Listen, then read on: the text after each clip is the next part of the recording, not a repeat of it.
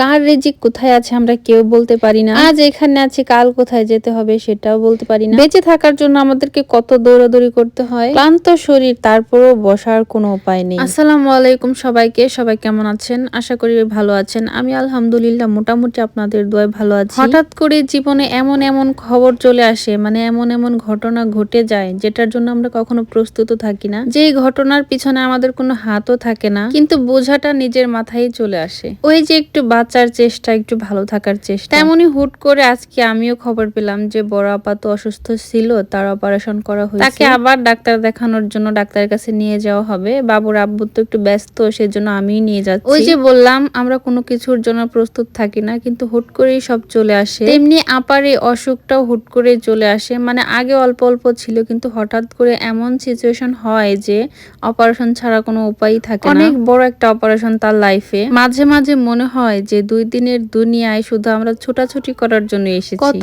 দূর থেকে আপা এসেছে ডাক্তার দেখানোর জন্য, এখনো ঠিক মতো হাঁটতেও পারে না। আমরা তো কখনো কল্পনাও করিনি যে একজন সুস্থ মানুষের এরকম একটা সমস্যার সৃষ্টি হবে। তো যাই হোক, আমরা এখন এসেছি হাসপাতালে আপাকে ডাক্তার দেখানোর জন্য। এটা হচ্ছে কেপিজে বিশেষায়িত হসপিটাল। ছাত্র আন্দোলনের সময় এখানে ছাত্ররা আবু সাইদ মেডিকেল লিখে দিয়ে গিয়েছিল। আমার এই হাসপাতালে মাঝে মধ্যে আসা হয়, নিজেদের ছোট খাটো বড় যে কোনো সমস্যার জন্য আমি বেশিরভাগ এই হাসপাতালে আসি। তবে আল্লাহ করুক কাউকে যেন হসপিটালে আসতে না হয়। হসপিটালে যে মানুষ কতটা দুঃখে পড়ে আসে সেটা আমি জানি। তো এখানে আমরা বিল দেওয়ার জন্য সিরিয়ালে দাঁড়িয়েছিলাম। এই হাসপাতালের নিয়ম কানুন গুলো আমার কাছে খুবই ভালো লাগে। এদিকে আমরা সবাই এখানে দাঁড়িয়ে আছিলাম সিরিয়ালের জন্য, আর আমার মেয়ে শুধু চিল্লাচিল্লি করছে ও লিফটে উঠবে। এইখানে আসলে ওকে নিয়ে আমি একটাই ঝামেলায় পড়ি, ও শুধু লিফটে উঠবে আর নামবে, এই বায়না ধরে বসে থাকে। ওর জন্য দাঁড়িয়ে থাকতে পারছিলাম না, আমাকে ধরে টানাটানি করছিল, আর সবাই তো দেখি তাকিয়ে আছে ওর টানাটানি দেখে। এদিকে বিল দিয়ে এসে আমরা লিফটে উঠবো, মেয়ে তো মহা খুশি। এসে দেখি ওর ভাইকে খুঁজে পাচ্ছে না। আমরাও ভয় পেয়ে গেছিলাম যে ও তো এখানে সবসময় আসে না, হঠাৎ করে এসে কোথায় হারিয়ে গেল।